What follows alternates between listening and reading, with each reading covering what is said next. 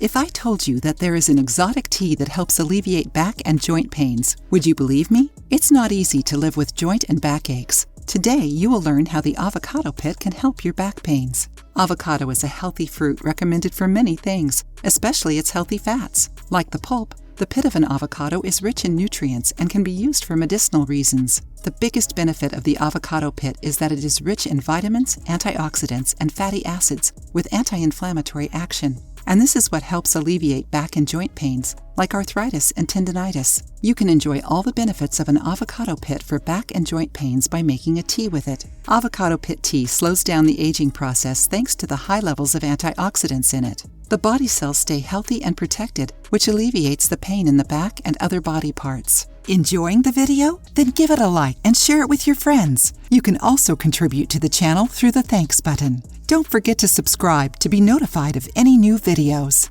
You will need 1 avocado pit and 34 ounces of water.